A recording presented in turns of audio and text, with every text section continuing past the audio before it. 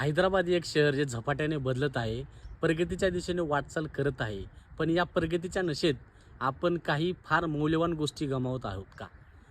आता मित्रांनो, 400 एकर हिरवेगार जंगल म्हणजेच ग्रीन झोन, जिथे झाडं झुडपं फुलत होती, जिथे निरागस प्राणी शांतपणे नेहमी राहत होते, आज तीच जमीन त्यांची उजाडली गेली आहे.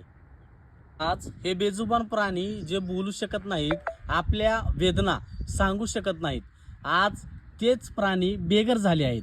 त्यांच्या डोळ्यात भीती आहे, जणू विचारत आहेत, आमचं मित्रांनो काय चुकलं? मित्रांनो, आपण कधी विचार केला का, आज जी झाडी कापली जातात त्यांना काय वाटत असेल?